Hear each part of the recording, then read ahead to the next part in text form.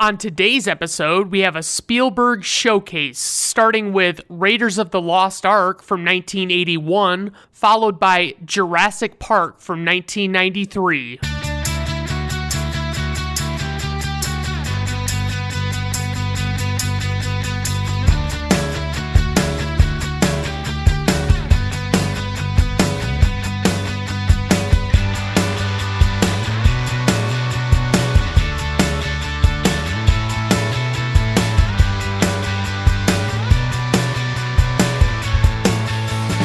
All right, everyone. Welcome to Brandon at Random Reviews. I am your host, Brandon Griffiths. Thank you for stopping by. I do appreciate it.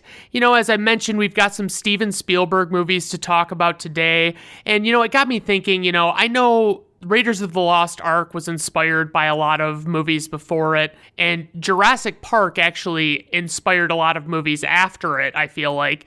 And so I just kind of wanted to go through some remakes that have happened in the history of movies and just, the goods and the bads and all of that. So basically, some of the worst remakes out there are like Psycho from 1998, which was a shot-for-shot remake of the 1960 movie, but it was in color, and it had Vince Vaughn as Norman Bates, and I really didn't like that movie. It was just nothing. It didn't do anything to change the original, and the original was fine the way it is, you know what I mean? So it's like, I don't really understand why they made that movie at all.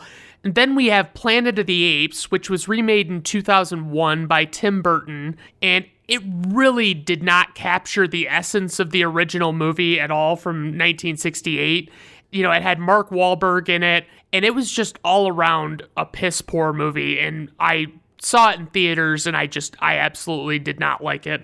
Then we have Point Break, which the original came out in 1991, and then they remade it in 2015, and I never actually saw the remake of that movie, but I heard basically from all accounts that it was pretty fucking terrible. And I mean, the original Point Break was pretty decent. I find it funny that it's been pointed out that it's essentially, the Fast and the Furious from 2001 is essentially like the same basic outline of a story as Point Break, and it's amusing to me. You've got this undercover cop, he's trying to infiltrate these bad guys that are robbing things, and it's just very strange to me that happened, and I don't know if that was their intention or if it just happened to work out like that. And then we have Red Dawn, and the original came out in 1984, and I absolutely love that movie. I think it's great, and it's got Patrick Swayze and Charlie Sheen and Jennifer Grey and a handful of people. It's a very cool movie. It's basically what would happen if, I think it's Russia invaded the U.S. on U.S. soil, and all of a sudden, at the beginning of this movie, you've got this great imagery of these men in parachutes coming down outside of this classroom, and they're there to take it over, basically. So, I don't know. I mean, I never saw the remake, but I know they shot some of it in my hometown, and that's cool, but I also heard it was legitimately terrible, so I won't be checking that one out. But one note I will make is that basically almost all, not all of them, but almost all horror remakes are fucking awful. They don't ever do a good job with them. It's just a cash grab usually, and they don't execute them very well, and it just kind of sucks, So some of the best remakes out there are Ocean's 11. The original came out in 1960, and when they remade the one for 2001, it wasn't the same movie at all. It didn't have any of the same characters other than the main character, Danny Ocean, and it was just basically a very well-made movie, and it didn't need to be a remake, but it was just they took the idea, so they had to credit it with being a remake and all that stuff. But it was, from what I understand, a very different movie. And then we had The Thing from 1982, which was a remake of The Thing from Another Planet, I think is what it was called, from 1951. And John Carpenter made the remake, and he really did an excellent job building the tension and basically just really making it a scary story, and it's very intense. I just absolutely love it. So then we have The Mummy, and the original for that one came out in 1932, and I've seen that one, and it is not great. I really don't think it's a very good movie, but they've remade it several times, and the one that's the best is the 1999 version with Brendan Fraser, and he really is fucking great in that movie. It's basically, it feels like an Indiana Jones movie, but it's not. I mean, it's more about the desert, the pyramids and things like that. So it's not entirely Indiana Jones. And last but not least, we have the Dawn of the Dead remake from 2004 based on the movie Dawn of the Dead from 1978. And Zack Snyder actually made the remake to this one, and he did a fucking spectacular job on this movie. It's really great. I mean, he added the element of the whole undead people running instead of just walking or sauntering or whatever you want to call it. And it really added a lot of intensity, and it modernized the tale, and it was everything that a remake should be, basically. So I guess we'll just dive right into the movies now, starting with Raiders of the Lost Ark, released on June 12th, 1981, and it's frequently stylized now as Indiana Jones and the Raiders of the Lost Ark, but that's only just to reduce confusion and make sure people know what they're in for when they watch the movie. So this is the only Indiana Jones movie where his name doesn't originally appear in the title, and after, several years, they basically just started releasing VHSs and DVDs and Blu-rays with the title, adding Indiana Jones's name to the front cover to make it clear to new viewers that it's an Indiana Jones movie. And it's the first one, so it's probably the best one, but I'm not going to have that debate right now. I'm just saying it's one of, if not the best, Indiana Jones movie. The other one that would be in the running is The Last Crusade, which is spectacular. So it was directed by Steven Spielberg, as I mentioned. His filmography leading up to 1993 included Jaws, which was a huge hit, albeit with some slow spots here and there, but it was still a classic. It was a great movie. Obviously, it's about a shark that is basically causing chaos in this little town, and they have to try and get it and kill it, and it's pretty awesome. He did Close Encounters of the Third Kind, and I just could not get into that movie. I don't know what it was about it. It did not impress me at all, and it didn't have a very great story to it, I didn't feel like. It was just, it was an interesting enough concept, but they just didn't really execute that well, in my opinion. He made the movie 1941, and I've never once heard someone say anything about this movie at all. Definitely not that it was good, and it totally flopped, so I doubt I'll watch it anytime soon. I don't really have anything to go on to make me want to see it. He made E.T. the Extraterrestrial, and that used to scare the absolute shit out of me as a child. I don't know what it was about it. There was just a lot of scary imagery and stuff. I don't know what it is. I've watched it recently and it wasn't scary, but when I was little, I was terrified by the shit that was going on in that movie. So then he made Indiana Jones and the Temple of Doom, which was actually a prequel to Raiders of the Lost Ark, and it was probably the weakest of the original trilogy, but honestly, the whole scene where the guy pulls somebody's heart out of their chest and it's still beating is like one of the coolest moments in movies for me. I don't know why. It's ridiculous, but I just love it.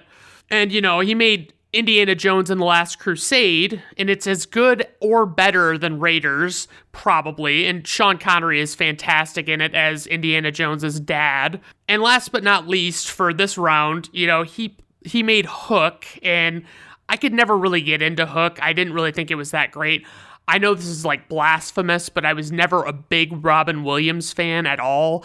I don't know why. It's just, I like some of his movies, but for the most part, I wasn't a big fan. So for the writer, we have Lawrence Kasdan, and he did a bunch of Star Wars movies. For instance, he did The Empire Strikes Back, which is probably the best Star Wars movie ever made, and it was previously covered on this podcast. For the next one, he wrote Return of the Jedi, which was the weakest of the original trilogy, but it was still a classic. It was still an enjoyable movie. He did Star Wars The Force Awakens, and I like the movie, honestly, but it's a complete rehashing of Star Wars A New Hope, It's the first Star Wars movie just retold. If you really watch for it, you can see a lot of similarities. He also did Solo, a Star Wars story. easily a bottom 5 Star Wars film.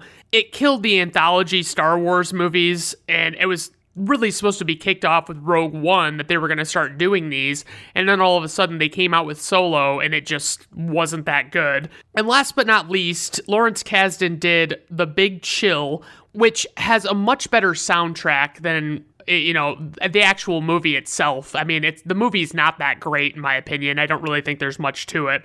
So the story by credit went to George Lucas, and he obviously had the story by credit on The Empire Strikes Back and all the other Indiana Jones movies. He did Willow, and I didn't really like that one or understand the hype behind it at all. It's just really not my kind of movie.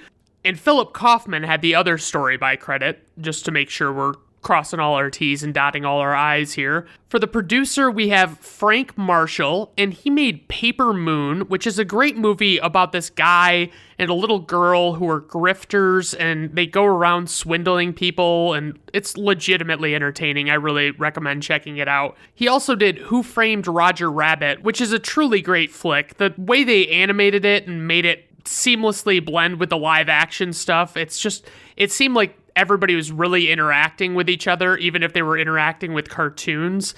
They really did just an amazing job with that movie. It's really cool. I definitely check that one out or revisit it if you've already seen it.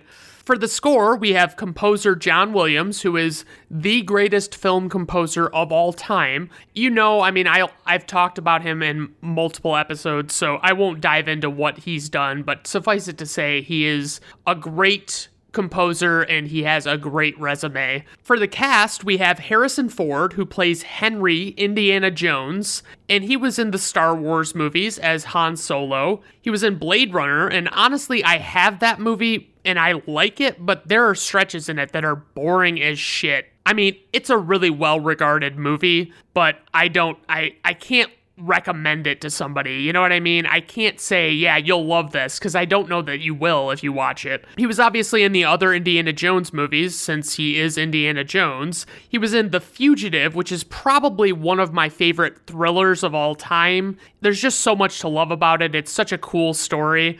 He was in Air Force One, and that one's basically just Die Hard on a plane, but John McClane is the president of the United States, and he's, trapped, and he's trying to figure out how he can get the better of these terrorists that have taken over. Next up, we have Karen Allen, who plays Marion Ravenwood, and she was in National Lampoon's Animal House, and I can't really remember that movie, but apparently her performance in that movie is what got her the part of Marion, so that's pretty cool. She was in the movie Scrooged with Bill Murray, and I can't really watch it regularly, but I'm just so indifferent to that movie. I don't really find it that funny, but it's still something I'll put on at Christmas and barely pay attention to. And she was also in The Sandlot, which is one of my all-time favorite movies from my childhood. I really love The Sandlot, and I still watch it regularly, like almost every year, I think.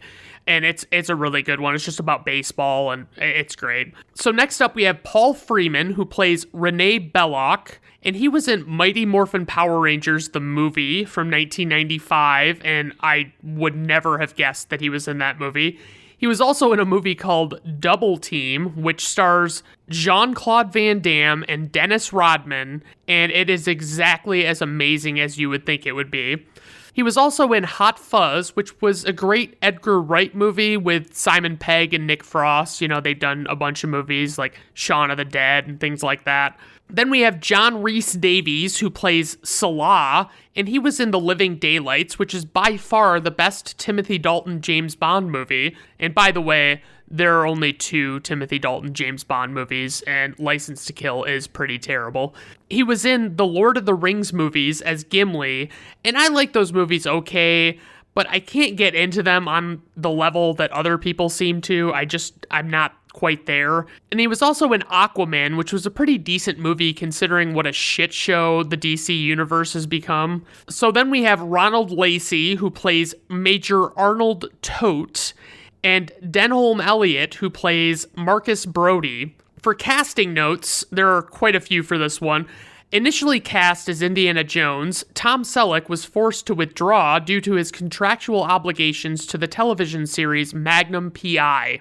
Among the actors considered for the role of Indiana Jones included Sam Elliott, Bill Murray, Jeff Bridges, Christopher Guest, Barry Bostwick, Mark Harmon, Nick Nolte, Steve Martin, Chevy Chase, Jack Nicholson, Michael Biehn, Sam Shepard, David Hasselhoff, and as I mentioned, Tom Selleck. Harrison Ford was cast less than 3 weeks before principal photography began. Among the actresses considered for the role of Marion were Jane Seymour, Mary Steenburgen, Valerie Bertinelli, Stephanie Zimbalist, Michelle Pfeiffer, and Deborah Winger. Sean Young was used as Marion in screen tests with Tom Selleck. Danny DeVito was approached to play Salah, but was unable to due to commitments to the show Taxi. For the plot synopsis, we have a professor/archaeologist tries to beat a gang of Nazis in a race to find a powerful biblical relic known as the Ark of the Covenant.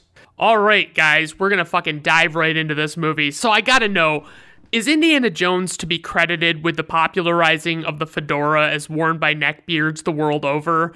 Because if they think that they look like him, they've got to be fucking joking. So, by the way, young Doc Ock is in this movie, Alfred Molina, to the uninitiated. They're going through the wilderness to find a temple, and they find poison-tipped darts that are still fresh and poisonous after 3 days, and they kind of act like that means something, but I don't really know what a good poison dart shelf life really should be. So they're in South Africa in 1936, according to the words that come up on the screen. I like the touch of not showing Indiana Jones's face until when he stops a man from shooting him by using his bullwhip. My question is, are bulls not already angry enough? Why are we whipping them? Or is that why they're mad to begin with? I don't know. So they go into this cave and it's just full of fucking cobwebs and it's like, Jesus, fucking clean up once in a while, you know? Indy finds a couple of tarantulas on his back, and he gets them off of him pretty quick. And then Doc Ock goes to have Indy check his back, and he's got like a comically large number of tarantulas on him. And you can't even fucking see his actual back at all. There's so many fucking spiders. So I love that Indy just knows so fucking much about these ancient ruins, like staying out of the booby trap light, which is literally just a beam of light that when broken, it initiates a defense mechanism of some sort. I mean, how does one accomplish making that work? It's basically like the infrared laser sensors on my garage door opener that makes the opener stop if something passes in the way while it's going down, but I don't know what they could possibly do to make that work. So anyway, as Indy sees this golden idol that he's looking for, he knows that the area has to be fucking rigged with just all sorts of shit. It's a very famous scene where he dicks around forever as he goes to replace the idol with a weighted bag, and the bag doesn't work, so Indy has to run like the Dickens. So he set off this chain reaction by messing with the idol, and now the whole fucking place is going into lockdown, and there's an opening in the floor that Doc Ock is on the other side of. Doc convinces Indy to toss him the idol so Indy can take the whip and swing over with both of his hands free, but Doc double-crosses Indy and just kind of leaves him to die. So Indy jumps and he's got to rush to beat this door that's slowly closing, but this fucking door, I swear it changes to multiple different random heights with different cuts as we watched. Like, it's down to being maybe a foot or two open, and then all of a sudden you look again and it's like 3 feet open, and it doesn't make any fucking sense. So obviously Indy makes it since, you know, it's very early in the movie, and he finds Doc Ock dead on the other side of the door and takes the idol from him. So it looks like Indy has stuck his whips into Doc Ock's business for the last time. That's a Spider-Man 2 reference, if you like that. So we get one of the most memorable scenes in cinema history as he's chased by a rolling spherical boulder. It's so fucking cool. A little bit of trivia on that. Apparently the boulder they used was actually made of fiberglass, plaster, and wood. A little bit more trivia, Harrison Ford actually outran the boulder 10 times himself because the scene was shot twice from 5 different angles. Ford's stumble in the scene was deemed to look authentic and was left in. All I can think is just how long it would fucking take to build and set up all of these things in these temples. For instance, they can step on a part of the floor and it shoots a poison dart at them, and that would just take fucking forever to get right. The easiest thing I would think to do would be to have someone step on a rock in one place and have someone blow a dart from another place at the same time and just make it look like it was the work of some sort of elaborate mechanism. And shit, I'm kind of actually destroying the illusions of this movie. I'm sorry. So on his way out of the cave, Indy gets stopped by a bunch of angry-looking natives with bows and arrows, and this bad guy Belloc is with the natives, and he takes the idol from Indy. Belloc seems like a real run-of-the-mill, villainous douchebag type. He smugly reminds Indy that Indy briefly had what he wanted, and Belloc took it from him as always. So Indy gets the fuck out of there when their guard is down, and they chase him, and he heads towards the water, and his pilot friend is there fucking around fishing and has to drop everything to get the plane going in time. And as they fly away, Indy finds a large pet snake of the pilot's hanging out in his part of the little plane. And I would just absolutely lose my fucking mind in that scenario. I can't fucking imagine having that happen. Not cool, dude. So in Indy's class, where he is a professor sometime later, all of these female students are fucking horny as shit for him. One girl has "love" and "you" written on her eyelids and deliberately shows him. Honestly, I'd guess that if it was me teaching, it'd probably be like "eat" and "shit" on her eyelids, but you know, what can you do about that? Naturally, he's taken aback by all of the attention, but if I recall correctly, old Indy boy doesn't really shy away from younger women, which we'll find out more about in a bit. A man named Marcus comes to see Indy after class, and he leads him to these Army intelligence agents in another room. The men want Indy to help them understand what the Nazis are trying to find, and they seem to be a little concerned because the Nazis seem to want whatever it is that they're looking for really fucking bad.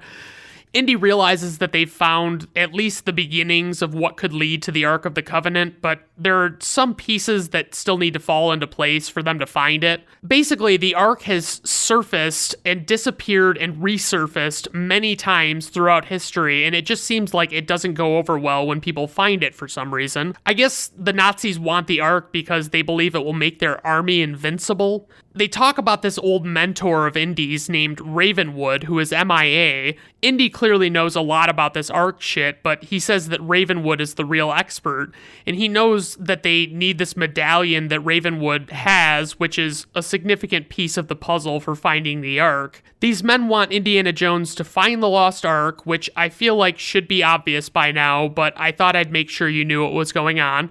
And as Indy's getting ready to leave, Marcus seems like he really wants Indy to bitch out on the job for some reason, but Indy's like way too excited for all of that.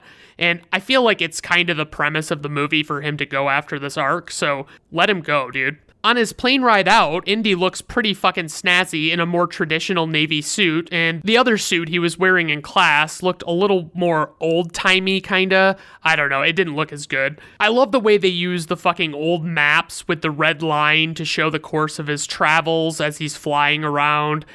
I don't know what movie was the first to do that, though, because you see it a lot, but it's a really cool way to show progress on a journey. I must admit, I'm always quick to say things rip off Indiana Jones, but Indiana Jones does rip off its share of movies, so I can't really fault the other movies. Like, everything is usually pretty much just derivative of something else that came before it, basically. But at what point do we give credit for popularizing stuff? Like, obviously the movie Hancock was inspired by a lot of superhero stories, but obviously the only reason anyone likes superheroes now is because of the movie Hancock, right? Anyway, hey, look, it's Scotty Smalls' mom, and she's in a drinking contest of some sort at a bar in Nepal, and her name is Marion Ravenwood, played by Karen Allen. She wins the drinking contest, and that makes her my kind of lady. I actually was thinking to myself as I saw her that even though she's not like an upper echelon hottie necessarily, she's still pretty fucking good looking in this movie and way out of my league. Is it safe for me to assume that there are no female celebrities out there that I actually have a chance with? Fuck. Alright, well, alright. I'll live with that. Okay, so Indy comes in, and he's clearly had sex with Marion in the past, and she was apparently super young, like underage, and Indy allegedly took advantage of her, FYI, but he's our hero, and I guess we're just supposed to forget that. Couldn't the story have just been that she was too young and wanted Indy, and he spurned her? Wouldn't that work without making him seem like a total scumbag, you know? Anyway, Indy's looking for the medallion that belonged to her father, the missing Ravenwood I talked about earlier. Turns out the dad is dead, and Indy is hoping to hell that Marion has any fucking idea what happened to the medallion. Indy leaves, and we see that she has the medallion on her necklace, and it seems like that'd be really fucking uncomfortable to wear in your cleavage, or wear even if you don't have cleavage, but honestly, the bigger the boobs, the more uncomfortable it would be. Then the bad guys show up at Marion's bar after Indy leaves, and they are also looking for the medallion. God, this main dude, Tote, is such a fucking creep. Marion's giving him the runaround and playing dumb about the medallion. But seriously, this guy could never not play a villain. Ever. He doesn't really even have a protagonist face at all. I don't think he could pull off being a regular guy. They go to torture Marion to learn where the medallion is, and Indy surprises everyone and fucking comes back to save the day. And we get a great barroom shootout that's pretty awesome. Shit's on fire and whatnot, and everyone's scrambling to get to the medallion. The odds are stacked against our heroes, Indy and Marion, but they're fighting anyway. Tote almost gets the medallion, but it's hot from the fire and burns an imprint on his hand. Don't you just fucking hate when you touch something and you don't realize it's hot, and it's like, it takes your body a couple of seconds just to process how hot it is, and you've already burned yourself by then? God, that pisses me off. So Marion tells Indy that until she gets the money he owes her, she's his partner, and I don't really want to get into what the story is on the money that Indy owes Marion, because it mostly just doesn't even fucking matter a little bit, and it's just an excuse to have Marion come with him. So they're elsewhere now. I guess you could say it's Cairo if you want to get specific about it. It's kind of like Indy and Marion are making eyes at each other already, which, I mean, come on, Marion. Stand your fucking ground for longer than that, girl. You just wanted to fucking kill this guy yesterday when you saw him. Don't fucking forget about that. Plus, the whole him banging her when she was too young kind of ruins it for me. If she were a much older woman and he banged her when she was maybe 60, that'd be fine, of course, but not this shit. So Salah, a friend of Indy's, says that death always surrounds the Ark in all the stories, which seems pretty bad if you ask me. Salah lets us know that bad guy Belloc is working with the Nazis, which makes him worse than previously realized. We know that the Ark has moved all over and nothing good seems to happen when it's discovered, but people keep trying to find it anyway. Marion finds a monkey and it runs away, and it's like, darn, nothing better than a stupid fucking monkey doing stupid monkey shit. I honestly don't care for monkeys in movies or TV, especially Ross's monkey, Marcel, on Friends. It was such a Ross thing for him to get a monkey, but that didn't make it acceptable or entertaining to watch at all. I really didn't care for it. Anyway, it appears that the monkey was a double agent. I don't know. He went and hung out with what looks to be some bad guy based on the music cues after leaving Marion. What happens is this monkey leaves Marion and Indy when the monkey sees what I guess is her master. The monkey is a girl, by the way, and actually gives the Heil Nazi salute to her master when she gets to him, which is fucking hilarious. Like, imagine being a trainer who painstakingly shows a monkey how to do the Nazi salute thing. But anyway, I got curious and Googled this particular monkey, and this shit is fucking ridiculous. My God, I didn't know what I expected, but it wasn't this. This monkey was assigned to follow Indy and Marion and get the headpiece to the staff of Ra and bring it back to her master. The monkey's voice was provided by veteran voice actor Frank Welker, who is known for having voiced Scooby-Doo and Abu from Aladdin, among others.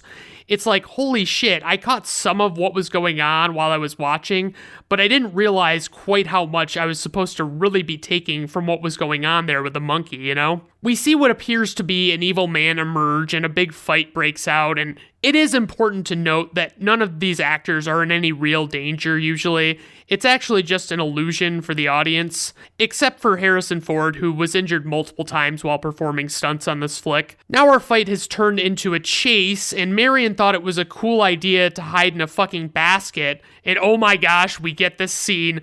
A man confronts Indy and makes a big show with his sword, then Indy just fucking shoots him like a boss. Little bit of trivia on that. The famous scene in which Indy shoots a marauding and flamboyant swordsman was not in the original script. Harrison Ford was supposed to use his whip to get the sword out of the attacker's hands, but the food poisoning he and the rest of the crew had gotten made him too sick to perform the stunt.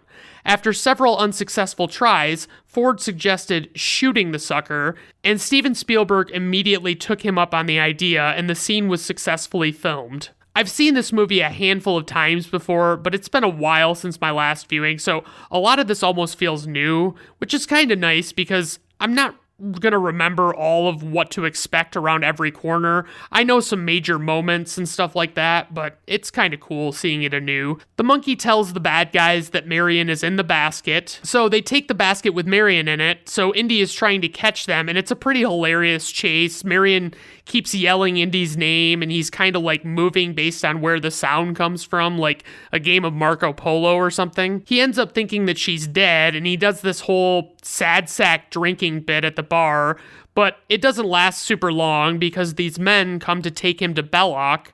Would you believe that the villain Belloc is actually still not a real likable guy now that we know he's with the Nazis? Shocking.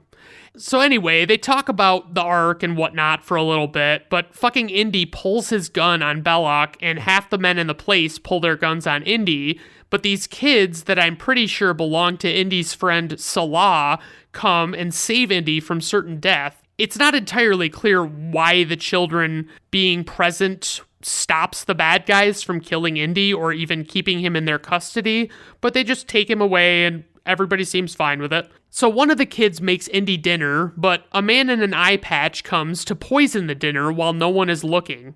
It's good to see one-eyed characters getting their moments. Too bad this one's evil. It really paints an unfair picture of the types of people monocular folks are, because I assume a proportional percentage are decent people. Some are lame and host podcasts. A fortune teller of some sort warns Indy not to disturb the Ark after deciphering the medallion of Marion's. The medallion also tells them the correct measurements for the staff that they'll need later. At one point, they're able to ascertain that the Nazis are looking in the wrong location. The Nazis are doing all of their searching based on the burn imprint from the medallion on Tote's hand, and surprisingly, that wasn't the best system to use. Indy almost takes a bite of his poisoned food, but good guy Salah stops him and shows him the monkey lying dead, who seemingly got into the food. They go to a dig site in the desert, and Indy goes down into this temple, or whatever you want to call it. I mean, it's like a temple, but it's buried underground presently and almost seems more like a cave. There's this model of the city that he talked about earlier that he uses to determine where to look for the Ark. He uses a staff, and this whole headpiece is attached to it, and the sunlight just hits the right spot in the model through that headpiece, and Indy's acting like he's gonna fucking come. He's just so excited that it's working. He finds Marion alive after thinking she was dead, and I gotta say, Karen Allen looks exceptionally good in this movie, especially in the scene where Indy finds her in a tent. Indy has to leave Marion there and goes to look around a bit and starts digging with a bunch of other dudes. Obviously, this pisses Marion off because she thought she was getting rescued. A storm is closing in as they uncover something, and I gotta say, the storm in the background seems like really shitty blue screen. I don't really know how they pull off storms in other movies without the inherent danger of lightning, but I just feel like they needed to figure it out better in this movie to make it look better. So they find this opening, and it leads to an underground temple, and there are a fuck ton of snakes on the floor in there.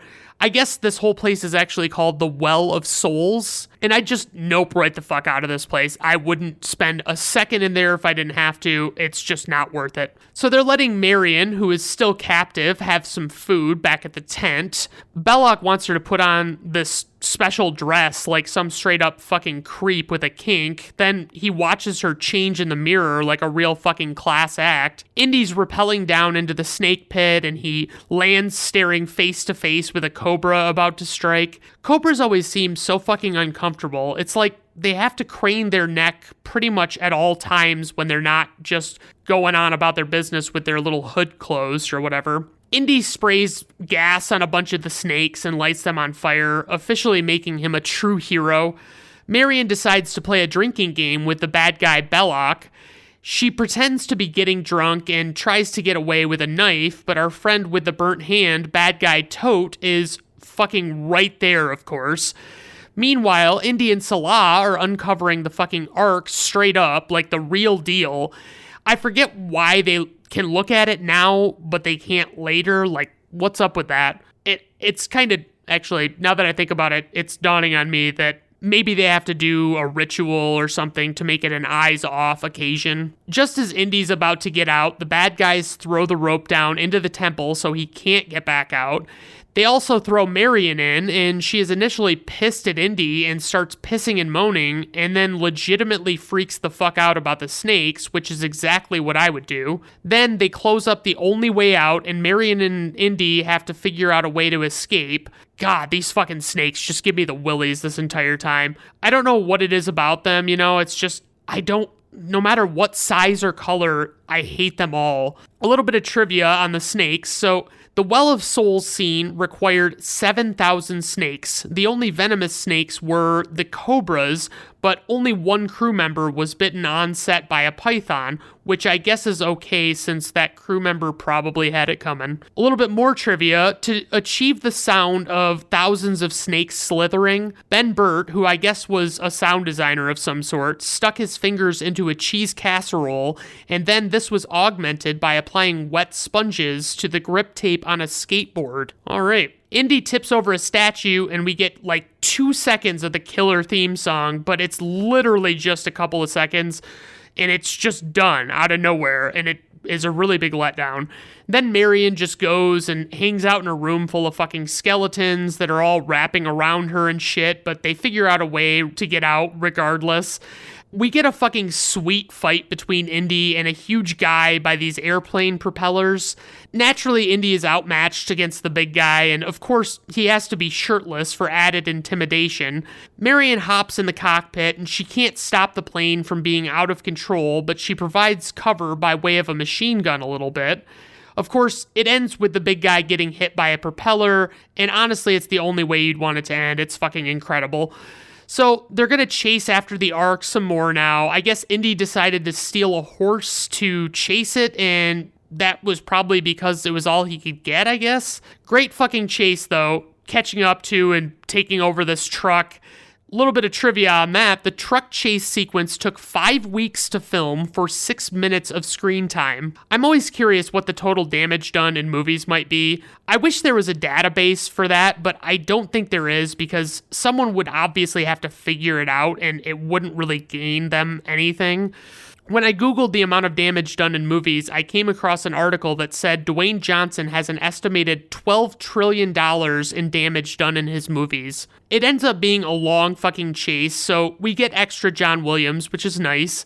They wind up with the Ark, and they're on a boat. Indy says the line, "It's not the years, honey, it's the mileage," and it's such a great line before Indy and Marion are about to almost bang it out for old time's sake. But of course, we don't get that moment because the ship they're on gets boarded by the Nazis, and the Nazis are stealing the Ark again, and I can't help but wonder if they'll foolishly not make sure Indiana Jones is dead, or at the very least doesn't follow them. Indy hops aboard the U-boat the Nazis came in, and it seems like a questionable move. He basically goes undercover as a Nazi and follows them, and I'd kind of rather die than have to put on a Nazi uniform, to be honest. Eventually, we wind up in the desert area, kind of sort of between some mountains, and Indy has a showdown with the Nazis. He's threatening to blow up the Ark with a bazooka, but they call his bluff, and Indy caves, and they take him captive with Marion. And the million-dollar question is, what on earth could be a sensible reason to keep Indy and Marion alive if you're the Nazis at this point?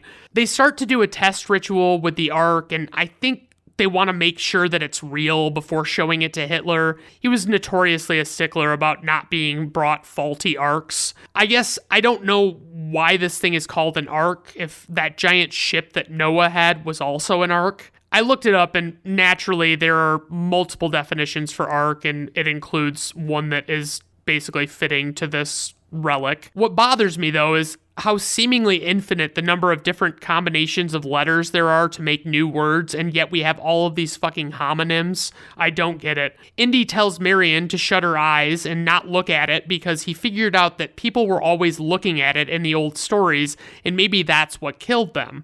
The fucking Ark zaps and kills everyone who's looking. Son of a bitch, Indy was fucking right. Tote gets his fucking face melted off. It's kind of a cool effect. I think they made a head out of wax and then filmed melting it with a heat gun and then time-lapsed it and sped it up. So all of a sudden, the Ark is covered again and reseals itself, and everyone who was looking is gone, like even their bodies disappear.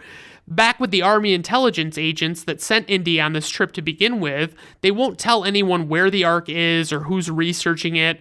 Their only answer to the question about who's researching it is top men, and then he doubles down on that and says, top men. We just basically see it getting wheeled off in a crate to a warehouse with millions of other unmarked wooden crates.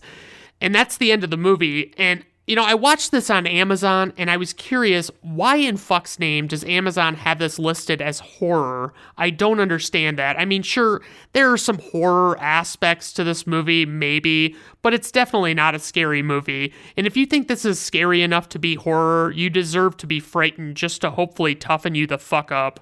So praise for this movie. The sheer excitement of it all, the story is enthralling and enchanting, the different sets and locations are great, the score really evokes the adventurous tale and the era in which it takes place. It's still one of the best adventure movies, if not the best adventure movie of all time. For my criticism, the whole Indy allegedly banging Marion when she was presumably underage is tough to look past, and they basically force us to do that. So moving on to trivia, freeze framing during the Well of Souls scene, you can spot a golden pillar with a tiny engraving of R2-D2 and C-3PO from the Star Wars saga. They also are on the wall behind Indy when they first approach the Ark. In 1999, Raiders of the Lost Ark was added to the National Film Registry by the United States Library of Congress. It is the only Indiana Jones film to have ever been inducted. Films are chosen for being culturally, historically, or aesthetically significant. Most of the body blow sounds were created by hitting a pile of leather jackets with a baseball bat.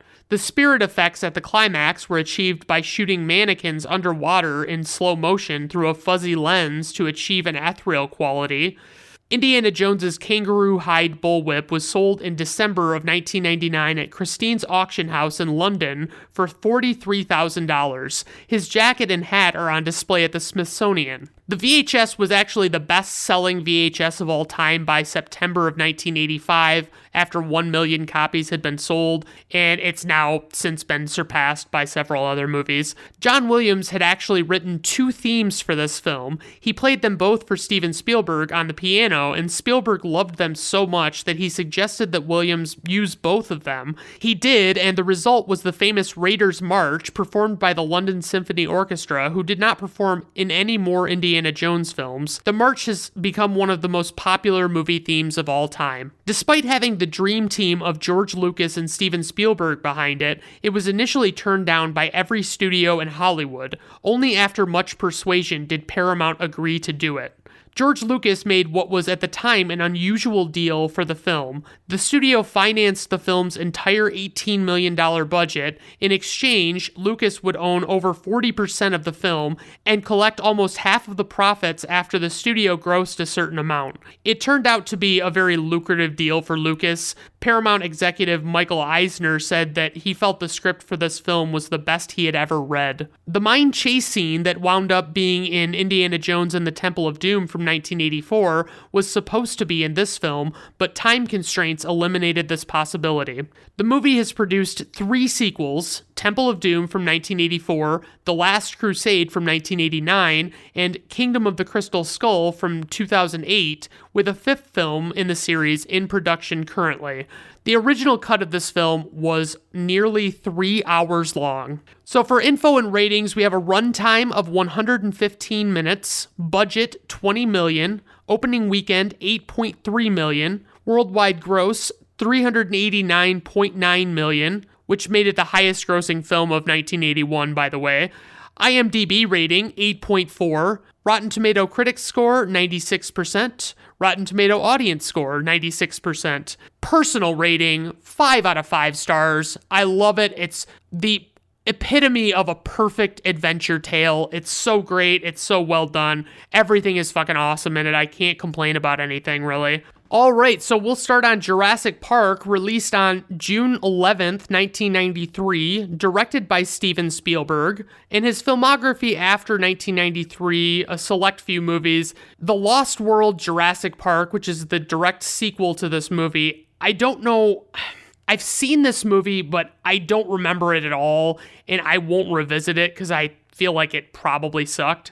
He did Saving Private Ryan, which has some amazing visuals and battle scenes worth watching for that reason, and the sheer number of established and up-and-coming stars that are in the movie is amazing. He made Minority Report, which is the ultimate movie that I would say I'd love this so much more if there was almost anyone other than Tom Cruise in it. Catch Me If You Can was previously covered on this podcast, and it's amazingly watchable and highly enjoyable.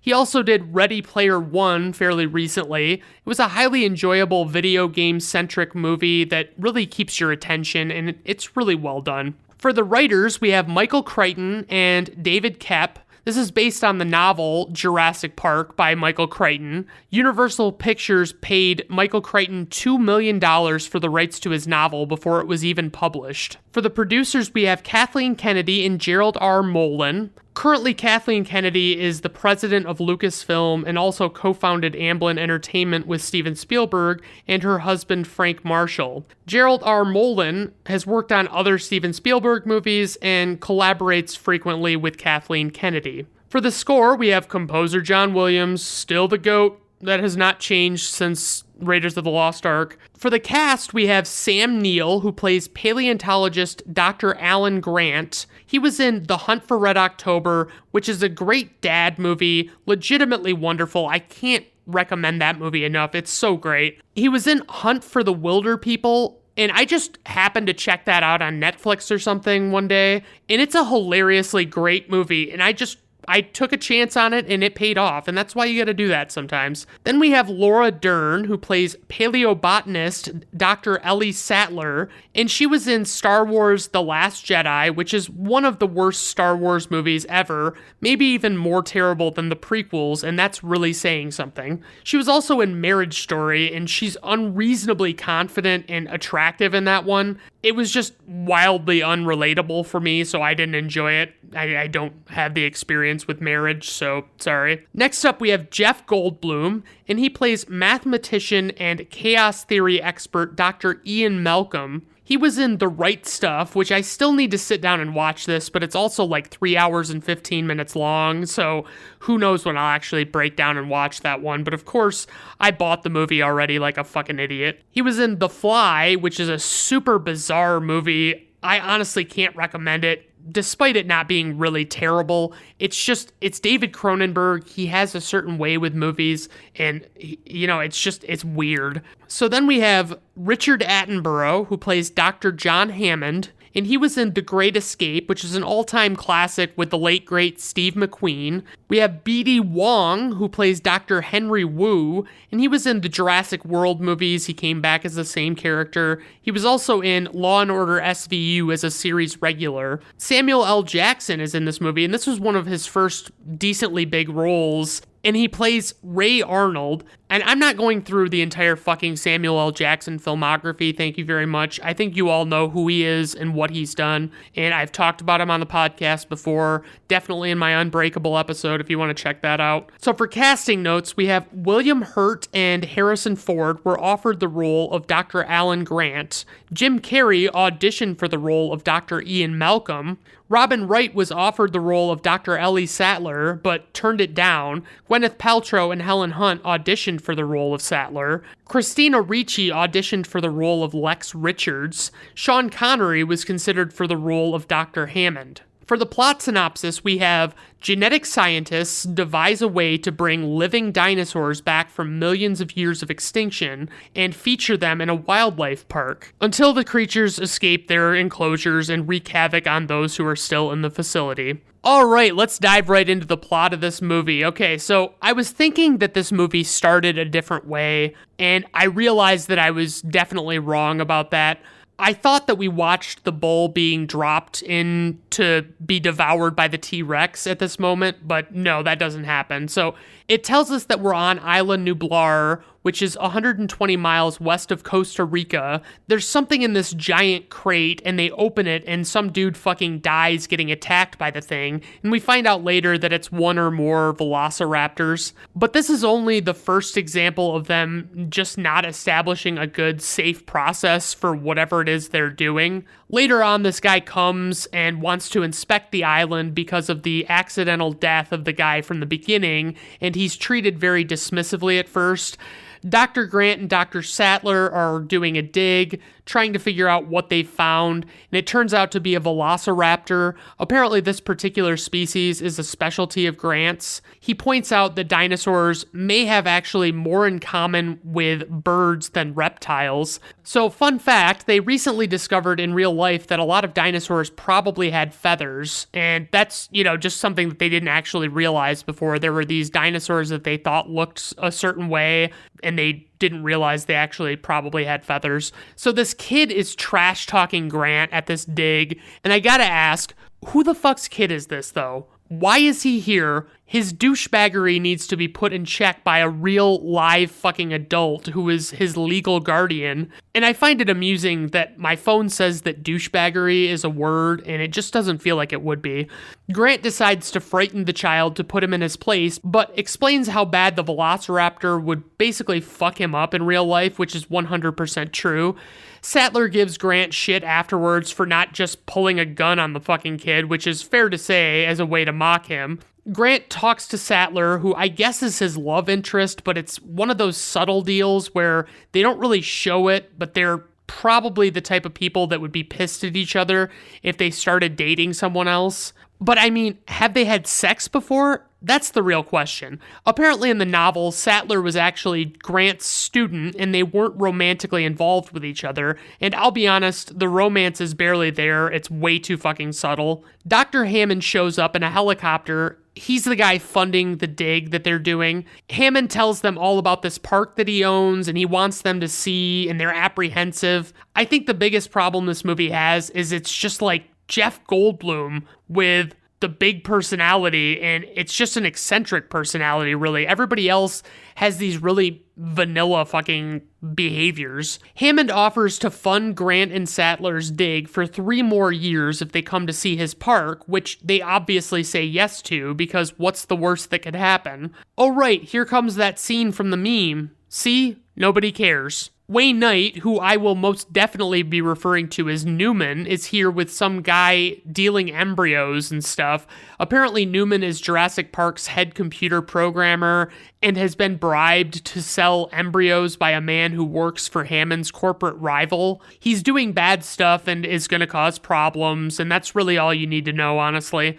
We meet Dr. Malcolm because every character in this movie has a fucking PhD, I guess. According to Wikipedia, he is supposed to be a mathematician who is an expert in chaos theory, and he was hired by the insurance lawyer to dissect Jurassic Park and find any potential problems. He gets super flirty with Sattler when he meets her, and I mean, Laura Dern is definitely flirt-worthy in most films that she's in that I've seen, especially Marriage Story, like I was talking about. God, the score is just fucking wailing in this moment, of course. It's just fucking great. John Williams, you're a gift. Everything all around is guarded with high voltage fences that obviously go super high up because most dinos are big. Hammond is dealing with the inspector guy. Grant has such a fucking boner for these dinos, and he knows Sattler wants in, so he's fucking forcing her to look because she's not paying attention at all. So they get unreasonably close to a long neck. And by the way, I don't know dino names, so I'm just going to go with how they refer to them in The Land Before Time for this plot walkthrough and review.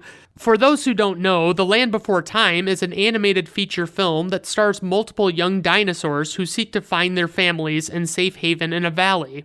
Littlefoot is the main character, and he is called a long neck because of his longer than average length neck. Sarah is called a 3-horn because she has 3 distinct horns on her head, and she is honestly the biggest ass face you'll ever fucking meet. But do yourself a favor, there's an adorable little character named Ducky, and I need you to never ever look into what happened to the child actress that played Ducky to save yourself some of your innocence. I refuse to learn anything new about dinosaurs from this movie is what I'm saying, so basically, The Land Before Time is what you're getting. Obviously, the scientists want to know how Hammond did this, bringing the dinosaurs back, so he's going to show them. He has them watch this movie where they basically give the explanation of getting dino DNA from ancient mosquitoes trapped in amber and use the DNA to basically clone them. Trivia, the Mr. DNA cartoon was Steven Spielberg's way of condensing much of the novel's exposition into a few minutes.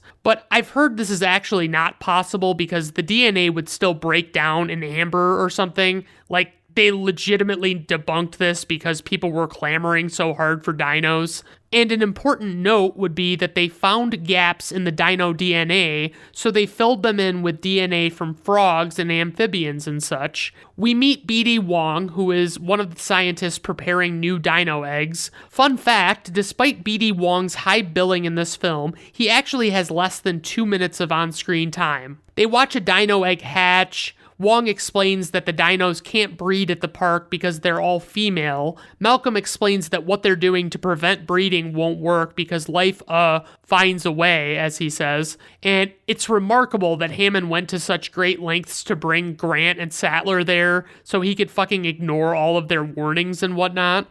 They then watch as a bull is being fed to a ferocious creature we can't see. This is how I thought the movie started. I'm just thinking at this point that there is not one person in this movie that I identify with or relate to at all. But what I can say for sure is I definitely do not relate to Dr. Hammond. I guess the dinos have been systematically checking the fences for weaknesses, never striking in the same place twice according to the park staff.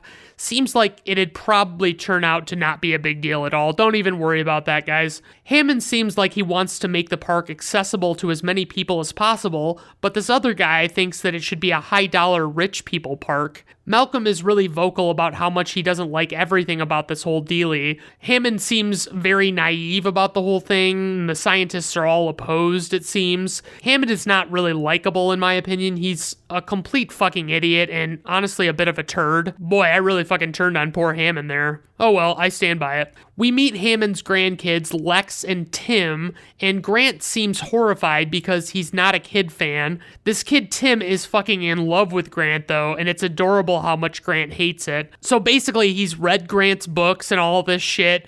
Tim's sister Lex is older than Tim and is apparently a computer hacker, which couldn't possibly come into play later at all. They're riding in these automated electric jeeps that are on metal tracks that take them throughout the park and stop at different exhibits. They stop to look at a sick three-horn, like one that's actually ill. They want to figure out what's wrong with it, and it's almost like keeping wild animals in captivity for idiots to gawk at is also a bad idea with prehistoric creatures. Uh-oh, Newman's gonna fuck shit up. He's already messing with stuff, and you can just tell that he's not supposed to be doing what he's doing by the stupid look on his face. At almost an hour in, I've got to say that the pace of this movie was pretty fucking slow. They really need to give us more in the first half than what we got to satiate us. But I know what's coming will be a good payoff, and I just could have gone for a shorter first half. But anyway, you basically just know that something's gonna happen with Newman's horse shit. He's stealing these embryos, it's starting to storm, and they've stopped unexpectedly in the Jeeps before getting back. It's important to note that most of the park employees have left the park by boat because of the storm, basically. And it almost seems like when the park employees leave, everyone else should too, but they don't. Newman deactivates part of the park's security to be able to get to the embryos, which are under lockdown. The rain was a really nice touch for the suspense leading up to the dinos escaping and making it extra spooky. The vibrating water glasses are always awesome as the T-Rex approaches and you can see them shaking. It's one of the cooler plot devices I feel like we see in movies. God, I really fucking love how real the T-Rex looks. I mean, to be fair, I'm basing what I believe the T-Rex really looks like on the 1993 film Jurassic Park, so there's that. Neat tidbit, the T-Rex roar is a baby elephant mixed with a tiger and an alligator. Its grunts are that of a male koala, and its breath is a whale's blow. Now, this one I could see getting labeled horror. Honestly, it's pretty fucking spooky. I remember thinking this shit was scary as fuck when I was a little kid. I just couldn't fucking deal with it. So Grant lights a flare. The T-Rex is bearing down on him, and he waves it around, and he fucking throws it to distract the T-Rex, and it kind of works at first. So this dude is with Lex and Tim in one of the Jeeps, and he freaks out when he sees the T-Rex, and he runs to the fucking bathroom and hides, and basically he ultimately ends up getting eaten off of a toilet, and it's fucking awesome. Question: how would you learn through fossil research that a creature's vision is based on movement? How? How are these people so fucking smart? So they figure out that they can't get the park back online without Newman, who is about to promptly die while trying to come back from stealing the embryos. This fucking poison-spitting dino catches him after he fucks with it for a while. It essentially has an umbrella around its neck, and it's spitting poison. So Newman meets his untimely demise, of course. So the girl Lex is mortified because the inspector guy just left her and her brother in the Jeep alone when the T-Rex hit. And basically, it terrified them because he abandoned them. And, Grant has to reassure her that, he's not going to abandon them. And Grant has to rescue Tim, who is in a vehicle which is in a tree, which does not seem like an ideal location for a vehicle to be in. Sattler finds Malcolm laying on the ground where the T-Rex originally hit, and it's such a nice touch where they show the impact tremors, as Malcolm calls them, in puddles and whatnot. Basically, it's just the T-Rex stomping around, and you can see that it's shaking the earth. So they're in a Jeep, and the T-Rex starts chasing them, and once they get up to speed, it seems like it kind of gives up. A little bit of trivia: the consulting paleontologists did not agree on the dinosaur's movement, particularly its running capabilities. Animator Steve Williams decided to throw physics out the window and create a T-Rex that moved at 60 miles per hour, even though its hollow bones would have busted if it ran that fast. So Grant's going to take the kids up in a real nice high tree to hopefully get safe from the dinos. Grant makes this big show of he's doing this he's calling the long necks, and they're just in this tree, and he's just kind of having fun. And they know that the long necks are vegetarians, so they're not super worried about them. And then we see what's happening in the visitor center. And so they've got a souvenir shop in this fucking visitor center, and it just seems like you'd want to get the actual park right before going all in on merchandising, but I'm a sensible kind of guy. I just think that maybe you'd want to work out the kinks first, but now it'll just serve as a monument to Hammond's failure. Sattler and Hammond are talking, and Hammond is still delusional about the park being able to work. Laura Dern is a fucking treasure. She's all in on this movie. Hammond keeps saying that he spared no expense, and you see where that has gotten him. What a fucking schmuck, honestly. One of these long necks comes to visit with Grant and the kids, and it actually sneezes in Lex's face, and it's pretty fucking great, honestly. Grant and the kids find eggs, and they realize that the dinosaurs are actually breeding, despite them saying that that wasn't possible. This is apparently because of the way they spliced the missing parts of the dino DNA with frog DNA, and some frogs can change their sex in a single-sex environment. Long story short, life, finds a way, as Dr. Malcolm says. Hammond makes Samuel L. Jackson power cycle the system, which means turn it off and back on again, in case you didn't know the name for that. But it's a little more complicated than all of that. They have to go elsewhere to reset the breakers, to turn it back on, and in the meantime, it has shut off the entire Velociraptor enclosure.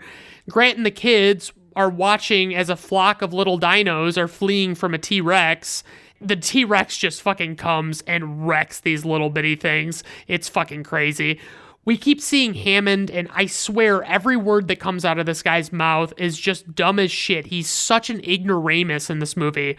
Apparently, a lot of electric fences won't work even if you turn them back on when dinosaurs have torn them to shreds. Who knew? Sattler is out with this dude that has a gun, and they're going to reset the breakers at the shed. Oh, right, so Grant goes to climb an electric fence, and this is assuming, the power is off, and it's going to stay off, and so he kind of fucks with the kid at first by acting like he's getting electrocuted when he touches the fence, but it's basically just him coming into his own as a dad, because that's a total dad thing to do. But not all parenting experiences can be easygoing adventures fleeing for your life like this, There'll be tough times too. I do like the tension building between them resetting the power and the others climbing the fence. It's like, are they going to get shocked to death climbing the fucking fence that they're about to turn the power on to? Who knows? So Malcolm is just chilling with Hammond half shirtless for some reason. Tim actually does get shocked while climbing the fence because they turn the power on just in time for him to not be off the fence. Now a raptor is actually attacking Sattler in the shed where she was resetting the power because nothing can be fucking easy, and the dude with the gun that was covering Sattler got his fucking shit wrecked by a raptor outside. Grant comes back to the main park visitor center and promptly leaves the kids alone there while he goes to look for help. And then he finds Sattler outside somewhere, and the kids are just sitting there eating, and they have to flee to the kitchen when they see a raptor come. This is honestly one of the most tense scenes ever. Maybe more tense than the T-Rex scene, but probably not. The raptors come stalking in the dark kitchen, and the raptors look pretty cool, but their feet and the way they walk looks pretty not functional to me.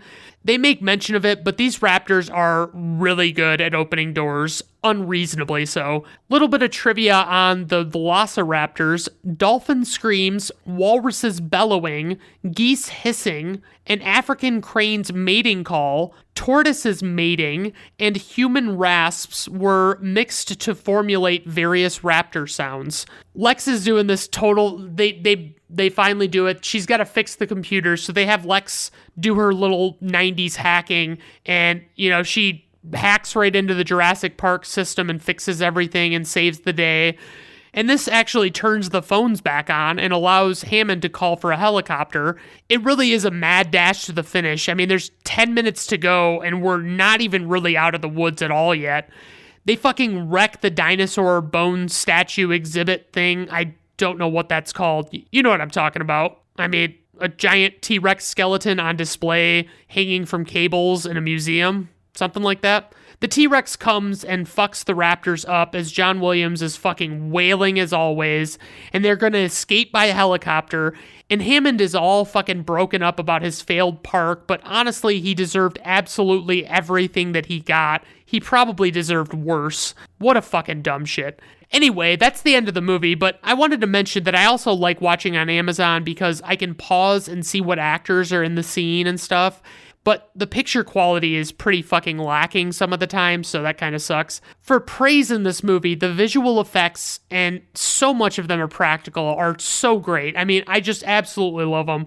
The suspense and action is top-notch. The general terror of these dinosaurs just bearing down on these people is great. And the character development is pretty decent. Criticism: a lack of decently relatable characters. There aren't very many of them. And the other thing I would say is a super slow start to this movie. I mean, I get building the suspense and all that, but we get almost nothing for the first 45 minutes or so. So moving on to trivia, this movie and the book generated so much interest in dinosaurs that the study of paleontology had a record increase in students. Michael Crichton estimated that the screenplay has about 10 to 20% of the novel's content, which is his way of telling you to also buy the book. Steven Spielberg received $250 million from this movie's gross and profit participations. Steven Spielberg had hoped to make Schindler's List before this, but the studio made him agree to release Jurassic Park first by suggesting that they wouldn't greenlight Schindler's List until he did.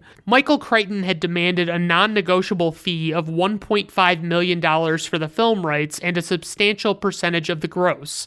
Warner Brothers and Tim Burton, Columbia Pictures and Richard Donner, and 20th Century Fox and Joe Dante bid for the rights, but Universal Studios eventually acquired them in May of 1990 for Steven Spielberg. The marketing campaign for this movie cost over $65 million and included deals with 100 companies to market around 1,000 products. These included 3 Jurassic Park video games by Sega and Ocean Software, a toy line by Kenner, distributed by Hasbro. There were McDonald's dino-sized meals and a novelization of the movie for young children. I love when they novelize a movie based on a book, but I'm guessing it was, probably because it was for kids, because I'm guessing Michael Crichton's book is probably pretty adult. Jurassic Park is actually the 5th best-selling VHS tape of all time. Behind first was The Lion King, then Aladdin, then Snow White and the Seven Dwarfs, and then Titanic. For info and ratings, we have a runtime of 127 minutes, a budget of $63 million, an opening weekend of $47 million, worldwide gross $1.109 billion, IMDb rating 8.2, Rotten Tomato Critics score 92%, Rotten Tomato Audience score 91%, personal rating 4.5 out of 5 stars. It's just for the slowness of the beginning, but I absolutely love this one too. So, don't be hating. All right, everyone. Well, that was our Spielberg showcase for the day. I hope you enjoyed it. I certainly had a good time recording it. And I guess, obviously, if you have any suggestions or requests, send them my way and I'll entertain them. I won't necessarily do them, but I'll entertain them. All right, everyone. Have a good rest of your day. Bye now.